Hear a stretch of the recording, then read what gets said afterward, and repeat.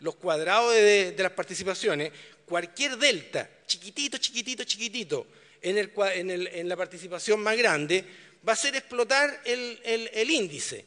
El mismo 1%, si se lo ponen a cualquiera de las otras, sobre todo a las menores, el índice se va a mantener básicamente invariable. Entonces los 50 van a hacer todo el sentido del mundo, el delta de 50 que tenemos.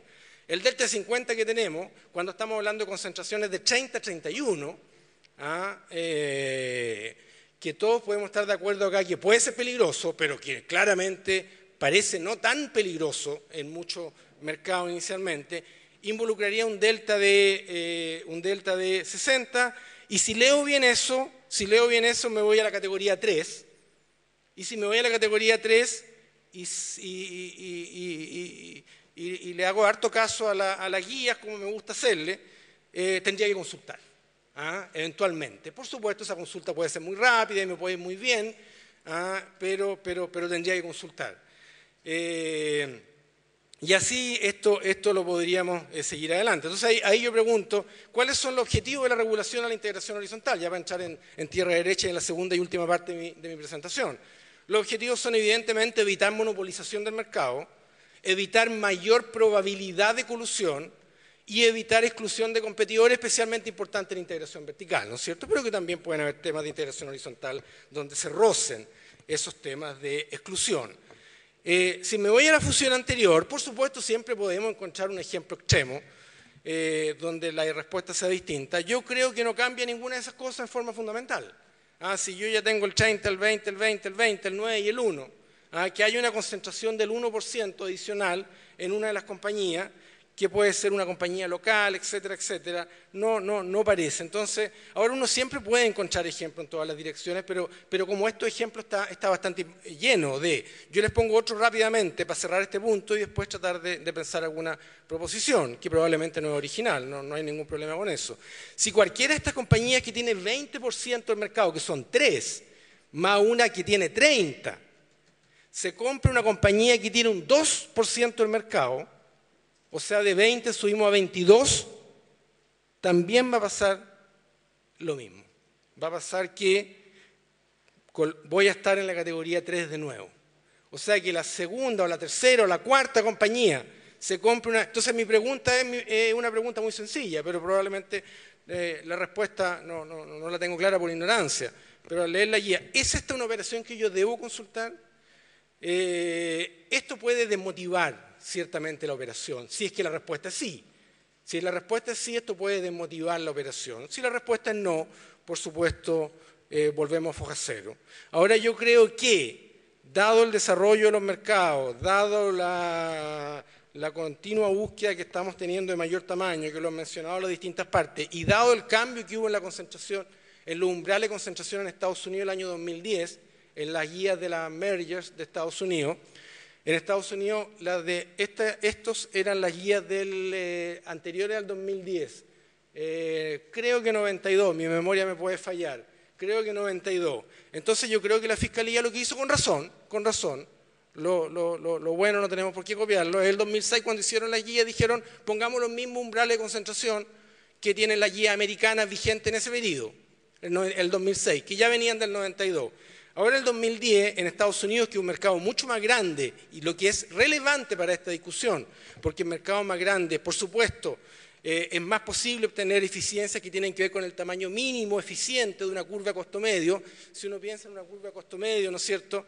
Y si uno piensa en el tamaño mínimo eficiente, que es el de menor costo posible, evidentemente en un tamaño más grande de mercado, en un tamaño más grande de demanda, la obtención de ese tamaño mínimo eficiente, sea cual sea ese tamaño mínimo eficiente, se va a poder dar con un número mayor de empresas, por definición, del tamaño del mercado.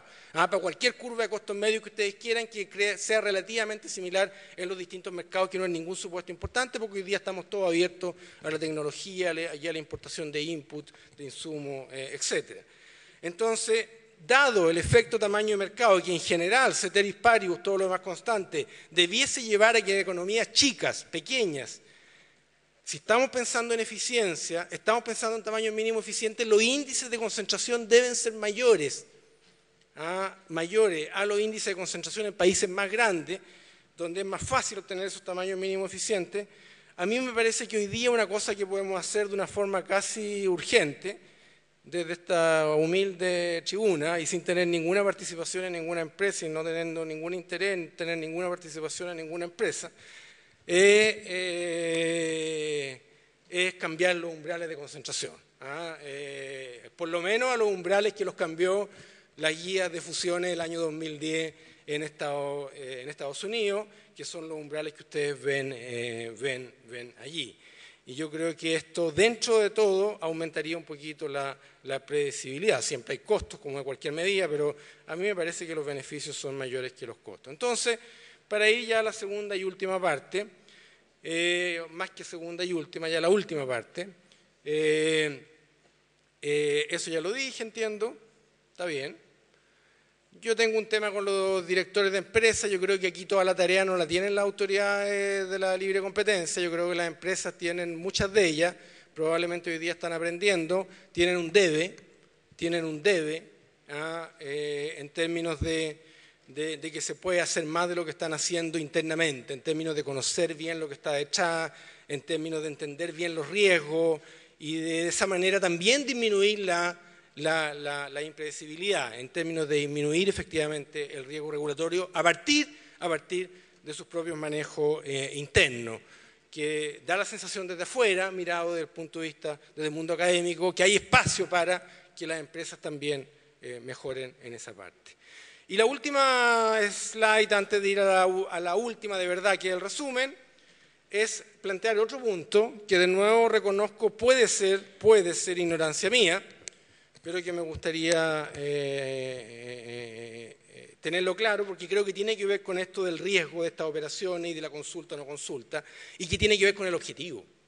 No en el objetivo procesal, que yo ahí la ventaja competitiva está claramente del lado de mis colegas del panel, desde el punto de vista del objetivo económico. ¿Es el objetivo maximizar el excedente del consumidor o es el objetivo maximizar el excedente total? Yo al leer la guía de Estados Unidos, que las volví a leer las del 2010, hablan de las dos, pero hablan de las dos en una manera un poquito floppy, porque es re difícil hablar de una manera no floppy. Ustedes me entienden a lo que me refiero, pero por lo menos hablan de las dos. Aquí no me queda muy claro si el objetivo es maximizar excedente del consumidor o si el objetivo es maximizar el excedente total. Yo creo, por lo que he escuchado, que es el consumidor. Pero creo, y por lo que he escuchado, que ninguna de las dos fuentes son muy confiables, ni que yo crea, ni probablemente que no le he escuchado a las personas más adecuadas de escuchar en este sentido. Y de nuevo les pongo dos ejercicios muy fáciles. Esto calcularlo sí que es difícil, y este ejercicio es mucho más fácil hacerlo en una transparencia o en un pizarrón que en la vida real, pero en términos de objetivo, creo que sí es importante que lo tengamos claro, al menos como un benchmark, al menos como saber a qué tenemos que apuntar. ¿Qué pasa si una fusión disminuye excedente del consumidor en 5 y aumenta excedente del productor en 15? Claramente, si el objetivo es maximizar excedente total, esta fusión hay que aprobarla. Si el objetivo es maximizar excedente del consumidor, esta fusión hay que rechazarla. Tan claro como eso. Segundo ejemplo, más difícil todavía. Si todos me responden excedente del consumidor es lo importante, les pongo la siguiente pregunta. ¿Qué pasa si fusión disminuye el excedente del consumidor en 1 y aumenta el excedente del productor, consumidores locales en 1, y aumenta el excedente del productor, fundamentalmente porque la fusión es fuerte en el extranjero, a pesar de que es de economía chilena o es de empresas chilenas, en 20? Evidentemente, uno puede decir, si quiere argumentar, yo no estoy tomando necesariamente una posición, la posición que estoy tomando es que hay que clarificar el objetivo, es que esa fusión puede a los mismos consumidores serle beneficiosa si pensamos que el excedente del productor en el mercado extranjero al final se vuelca a mayor consumo local, por ejemplo, en la medida que las acciones de esta empresa sean transadas y los afiliados a los fondos de pensiones tengan acceso a tener acciones de esta empresa, solamente por poner una hipótesis sobre la mesa. Entonces voy a las conclusiones y con esto cierro. Una transparencia, evaluar mecanismos para disminuir incertidumbre regulatoria, creo que vale la pena, entendiendo que no la podemos eliminar y que no es probablemente tampoco conveniente eliminar la incertidumbre porque hay temas que no son blanco o negro. pero sí creo que se puede avanzar. En Chile hemos avanzado mucho, pero no está de más pensar en segunda generación de reforma en temas de concentración. Es muy probable que esto requiera mayores recursos para instituciones encargadas de velar por la libre competencia, dependiendo de cuál sea el resultado de la primera etapa. Consulta obligatoria puede ser una buena idea, siempre que se realice bajo ciertas condiciones, tiempo, confidencialidad, etcétera, puede ser una idea interesante a analizar. Debemos aumentar los umbrales de concentración, creo que eso ayuda a la consulta obligatoria, también. Creo que ese es un evento que ayuda a la consulta obligatoria, le quita presión al sistema, una presión que probablemente esté un poquito de más, tenga un poquito de agua, como decimos los economistas, aunque todos entendemos que la concentración no lo es todo, indudablemente en la medida que todos miramos. O sea, todos sabemos que las barreras a la entrada, que la ganancia en eficiencia, que la definición de mercado relevante, por supuesto la definición de mercado relevante, son bien importantes en esta discusión. Pero cuando vamos a los números, cuando tenemos que decir, a ver, veamos los números, esto es lo primero que tenemos. Y eso seguramente va a ser así por un buen tiempo. Una mejor institucionalidad de la libre competencia y alguna mayor predecibilidad debiese ser bueno para todos. Yo creo que la institucionalidad la tenemos, espectacular. Yo creo que sí vale la pena darle una vuelta a cosas como las guías de fusiones. Sin embargo, se debe destacar que es imposible eliminar la incertidumbre regulatoria en tema de libre competencia, por ejemplo, porque en una consulta obligatoria sigue siendo vigente o sigue estando vigente el tema de la definición de mercado relevante, aunque uno podría, creo, manejarla de esa definición o con guías como las de las ventas totales, que no me termina de convencer la que usan en Estados Unidos, o como de algunas definiciones más estrechas.